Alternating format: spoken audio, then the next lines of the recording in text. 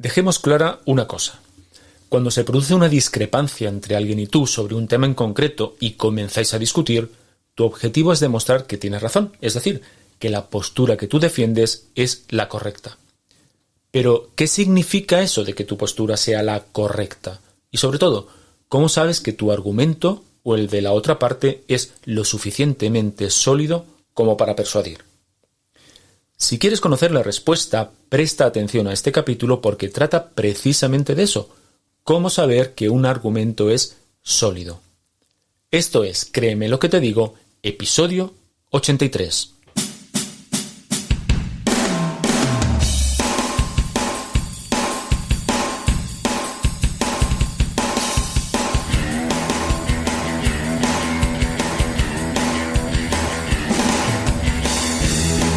Bienvenido a Créeme lo que te digo, el podcast dedicado al mundo de la persuasión en el que te explico todo lo que tienes que saber para influir, convencer e inclinar opiniones a tu favor.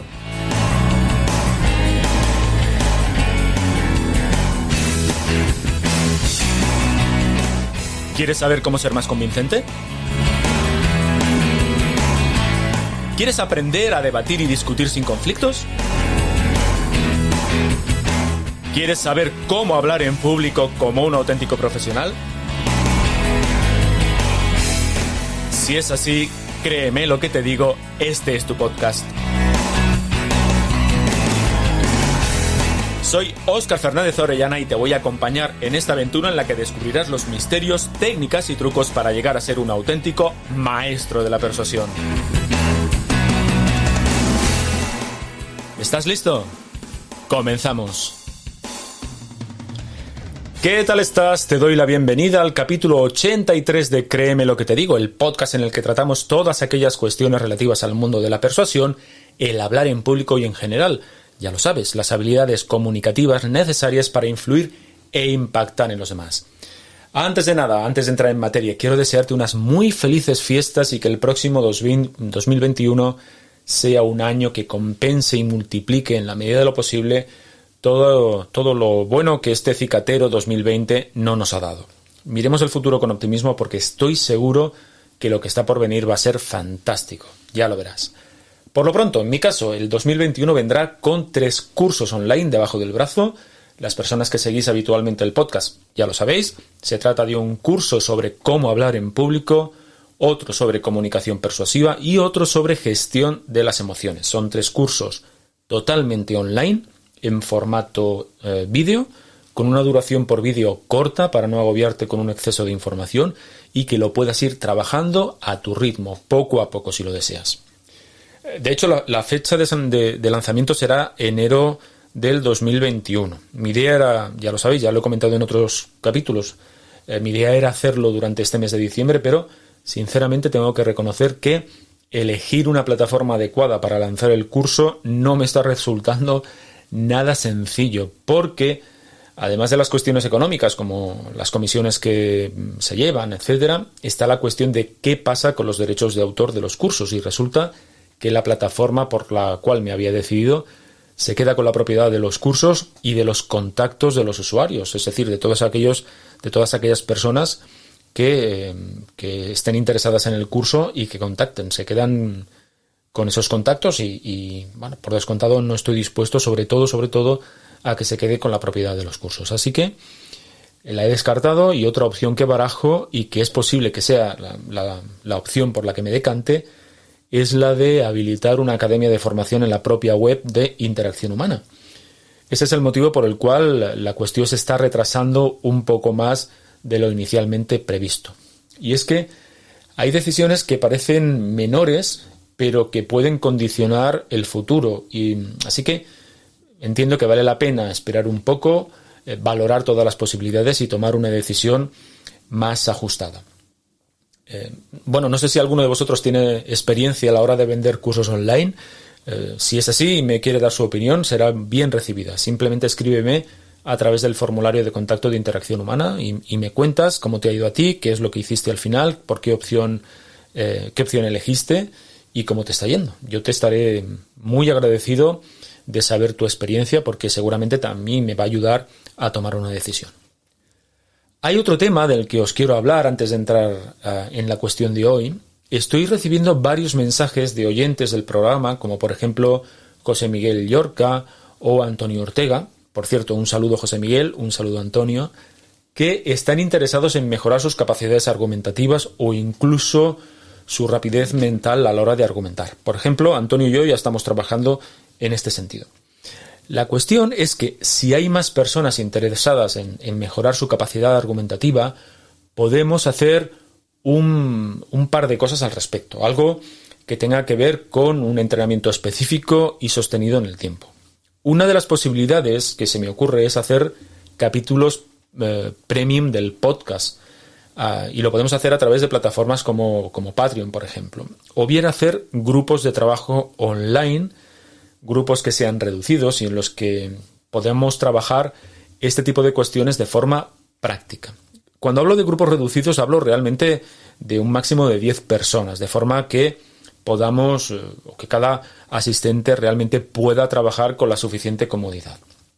¿En qué consistirían estos grupos de trabajo? ¿Qué haríamos en ello? Pues realmente la idea es muy sencilla. Es que simplemente podría ser un lugar en el que practicar tus dotes de oratoria, tus dotes de argumentación y en el que el resto de compañeros y yo mismo te ofreceríamos feedback. De hecho, ambas posibilidades, tanto los episodios premium como los grupos de trabajo, pueden ser perfectamente compatibles. La cuestión es que si crees que puede ser una buena idea, si crees que te puede interesar, por favor, dímelo a través del cuestionario de contacto de Interacción Humana en interaccionhumana.es/contacto y nos ponemos a ello. Creo que puede ser interesante porque realmente es difícil encontrar espacios donde practicar y mejorar la capacidad de argumentación y de oratoria. Así que, insisto, si te interesa la idea, me cuentas y si somos el suficiente número de personas interesados en ello, lo ponemos en marcha, no hay problema. Ahora sí, venga, una vez que te he contado mis aventuras con relación a los cursos online y estas ideas sugeridas por los oyentes del podcast, vamos con la cuestión que nos ocupa hoy. Mira, al comienzo de esta tercera temporada del podcast te conté que quería profundizar más en cuestiones técnicas y hablar más de construcción de argumentos o de técnicas para refutar, etc. Además, por otra parte, comienzan, como ya te digo, a llegarme bastantes consultas a este respecto, ¿no? Te he hablado de la consulta de José Miguel o de Antonio. Pues bien, amén de la recomendación que os puedo hacer en privado, cuando me contestáis, cuando me enviáis algún tipo de contacto, yo siempre respondo. Puedo tardar un poquito más, puedo tardar un poquito menos, pero siempre respondo. Entonces, amén de esta recomendación que os puedo hacer, en privado, como decía, van a haber episodios como el de hoy que van en la línea de mostrar cómo mejorar tu técnica para argumentar, al menos desde el punto de vista teórico, ¿no? Luego, ya sabes, a ti te corresponde el practicarlo. Así que para este episodio voy a tratar un tema fundamental porque, por muy obvio que te pueda parecer, hay veces que presentamos argumentos poco sólidos a la hora de defender nuestras posturas y creo que eso se debe a que no tenemos muy claro en qué consiste un argumento sólido, qué criterios debe cumplir un argumento para que podamos determinar que ese argumento es sólido. Para comenzar hay que dejar claro precisamente qué es eso, ¿no? ¿Qué entendemos por un argumento sólido o cuándo podemos decir que un argumento es un argumento sólido? Así que de forma muy sencilla pero muy clara podemos decir que un argumento es sólido cuando la otra parte no puede encontrar otro argumento que lo desmienta, un argumento que lo refute. Es decir, que si yo digo que aprender a argumentar correctamente es una de las habilidades más importantes que una persona puede desarrollar, porque al hacerlo aprende a pensar con claridad y a ordenar ideas y además se protege contra las falacias, y mi opositor no encuentra una manera adecuada de refutar esto que acabo de decir, mi argumento será sólido, al menos en este momento, para esta persona y de forma coyuntural. Sé positivamente que los teóricos de la argumentación me dirán que esto que acabo de decir no es del todo cierto y que un argumento es sólido por cuestiones técnicas al margen de la coyuntura. Y por supuesto que tienen razón. Lo que ocurre es que de forma pragmática un argumento, digamos que sale vencedor ante otro en función también de la capacidad que tenga tu oponente para saber desmentirte. Porque al final esto de la argumentación es una cosa, sí, hombre, puede ser una cuestión teórica, de hecho lo es, pero nosotros lo queremos llevar al terreno práctico. Y al terreno práctico significa, pues, argumentar, dar tus opiniones para convencer. Así que siempre hay otra parte, siempre hay alguien más al que tú intentas convencer. Por eso, en realidad, tienes que saber del tema que tratas cuando estás argumentando. Ya sé que puede parecer una cosa muy obvia, aunque si vemos algunas tertulias de televisión podemos estar de acuerdo incluso que no es tan obvio, ¿no? Es decir, con la persona que argumenta, la persona que está presentando argumentos sobre una cuestión, tiene que saber dominar el tema, o tiene que dominar el tema precisamente para que estos argumentos sean lo suficientemente sólidos y para poder desmentir argumentos falaces de la otra parte. En la medida en que tú no controles el tema del que estás hablando, hay muchísimas más probabilidades de que argumentos no ciertos que vengan de la otra parte venzan a los tuyos. En cualquier caso, lo que yo pretendo es que aprendas los elementos técnicos que te conducirán a construir argumentos que sean difíciles de refutar y, por lo tanto, que podamos llegar a la conclusión de que son argumentos sólidos. Así que, una vez que ya sabemos cuándo un argumento es sólido y lo sabemos de la manera más pragmática posible, otro elemento básico, esencial, que hay que tener muy presente es el siguiente. Cuando quieres demostrar que tienes razón y por lo tanto vas a presentar una serie de ideas para defender tu postura, detrás de esa postura que defiendes siempre hay una pregunta. Y es muy importante identificar cuál es y no olvidarla nunca durante tu intervención. Esta pregunta es la que, digamos, enmarca la discrepancia entre tu postura y la postura de tu interlocutor. Y como siempre, vamos a poner un ejemplo. Si en una discusión navideña tu cuñado está a favor de los toros y tú no, o al contrario, me da igual, piensa, ¿qué pregunta hay detrás de esta discrepancia? Pues bueno, seguramente hay una pregunta muy parecida a la siguiente. ¿Deben prohibirse las corridas de toros? Puedes formularla de una forma diferente, pero en el fondo esta es la cuestión sobre la que se debate. Otro ejemplo. Si tú mantienes que el gobierno no debe promulgar una ley que prohíba la pornografía y tu cuñado dice que está a favor de esta ley, ¿cuál es la pregunta que hay detrás de esta controversia? Puede ser la siguiente. Puede ser, ¿debe el gobierno legislar sobre la moral privada de las personas? O a lo mejor podría ser la siguiente. ¿Es la pornografía una actividad que deba prohibirse? O tal vez podría ser esta otra. ¿Es el actual gobierno paternalista con nosotros? Si te das cuenta, hay varias preguntas que pueden estar detrás de tu postura. Así que piensa en lo siguiente. ¿Qué pasa si la pregunta que tú tienes en mente es diferente a la pregunta que tiene en mente tu oponente? Pues lo que ocurre, simple y llanamente, es que el debate será, digamos, un debate embarrado, porque en realidad estaréis en dos debates diferentes. Lo que ocurrirá es que cada uno está debatiendo acerca de un fondo diferente, de un fondo distinto. Por este motivo, cuando defiendas tu postura es obligatorio. Primero, tener claro a qué pregunta estás respondiendo, cuál es la pregunta de la discrepancia, y segundo, explicitarla para comprobar que tu interlocutor está respondiendo a la misma cuestión. Por ejemplo, en este último caso podrías decir algo como la cuestión es si un gobierno debe o no legislar sobre la moral privada de las personas. Y yo pienso que tal. De hecho, de esta manera lo que haces, insisto, es explicitar la controversia que hay de fondo, la pregunta que hay de fondo, aunque no lo formules en forma de pregunta. Así que fíjate que discutir sobre el tema que tú quieres y no sobre el que plantea tu oponente es en realidad buena parte del éxito persuasivo que tengas. Por lo tanto, y para cerrar este punto, un argumento será la respuesta que des a la pregunta del debate. Si la pregunta es ¿son las restricciones de movilidad útiles para el control del coronavirus? Y tú dices, sí, porque minimizan la posibilidad de expandir el contagio a otras personas. Esto último es tu argumento. Así que, una vez que ya sabemos cuándo un argumento es sólido, una vez que ya sabemos que detrás de cualquier argumento se esconde una pregunta que es necesario explicitar, vamos a ver cuándo ya técnicamente podemos decir que un argumento es un buen argumento.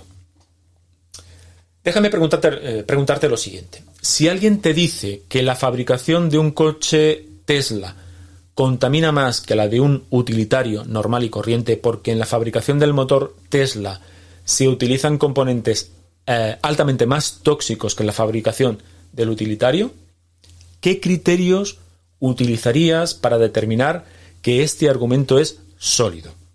Y vaya por delante que esto que acabo de decir del Tesla me lo acabo de inventar. ¿Qué dirías? ¿En qué te basarías para determinar que este argumento es sólido o no es sólido? Pues mira, fíjate, para determinar si un argumento es bueno o no, nos basamos en dos criterios fundamentales. Atención, el primero es en su veracidad y el segundo es su relevancia. Y lo que vamos a hacer a continuación es verlos con un poquito más de detalle. Mira, la veracidad me indica hasta qué punto un argumento es o no es cierto. Es decir, hasta qué punto lo que me dices es demostrable. Hasta qué punto lo que me dices puede acreditarse. Y por cierto, quien afirma, quien expone el argumento, tiene el deber de demostrar que lo que dice es cierto. Sobre esta persona recae lo que viene a llamarse la carga de la prueba. Por lo tanto, cuando digo que la fabricación de un coche Tesla contamina más que la de un utilitario normal, lo primero que harás para determinar si es un buen argumento o no será valorar hasta qué punto esto es creíble. Y lo harás, entre otras consideraciones, a partir de las pruebas que yo, o que la persona que está argumentando, aporte para demostrar que eso es cierto. Y por eso esas pruebas, las pruebas que tú escojas para demostrarlo, tienen que ser lo suficientemente determinantes. De todas formas, sobre este punto de las demostraciones ya abundaremos en otro capítulo. Por otra parte, el criterio de la relevancia lo que indica es cuánto de importante es ese argumento, cuánto es de determinante para tomar una decisión. Imagina que en nuestro ejemplo del Tesla la cuestión es si mi amigo se compra un Tesla u opta por otra marca.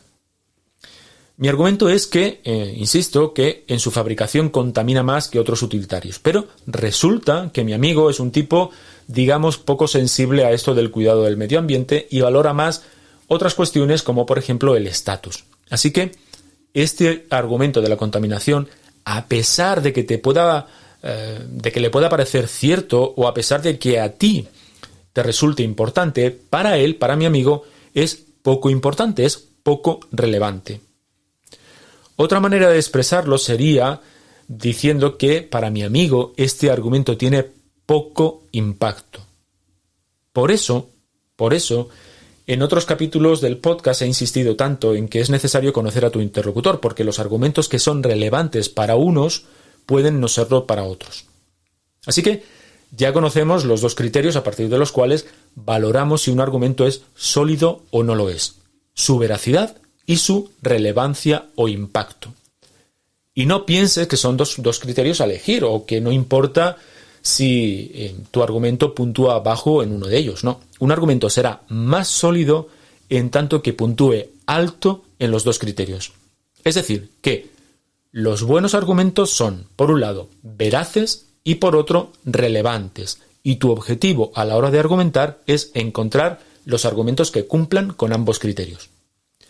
Por lo tanto, y para cerrar con este punto, diremos que al debatir, la capacidad de persuasión o la capacidad de convencimiento de tu argumento será la resultante de multiplicar su veracidad, es decir, cómo has conseguido demostrar que es cierto, por su importancia o impacto, es decir, cómo es de relevante para la persona que te escucha o cómo es de relevante para la decisión que se ha de tomar. Así que, la próxima vez que escuches el argumento de alguien y quieras evaluarlo, puedes seguir estos pasos. Primero, descubre la pregunta a la que responde con el argumento. Segundo, evalúa hasta qué punto demuestra lo que dice. Y tercero, evalúa el impacto o la importancia del argumento para responder a la pregunta del debate. En próximos episodios del podcast vamos a afinar un poquito más, afinaremos un poco más y hablaremos de una técnica para construir argumentos siguiendo estas reglas que acabamos de ver. Pero por hoy lo vamos a dejar aquí. Hasta este punto llegó el episodio 83 de Créeme lo que te digo. Ahora te toca practicar. Ahora te toca practicar y descubrir argumentos sólidos y débiles que corren por ahí, por el mundo. Ojalá que todo esto te haya gustado, ojalá que puedas echarme una mano difundiendo el podcast y puntuando con 5 estrellas en Apple Podcast o con un me gusta en la plataforma desde la que me escuches. Ya sabes que esta manera es la forma en la que poco a poco más personas nos descubrirán, nos vayan escuchando. Así que chicos, chicas, nos encontramos dentro de 15 días en el episodio 84 de Créeme lo que te digo. Hasta entonces, hazme un favor, sé convincentemente feliz. Hasta luego, persuasores.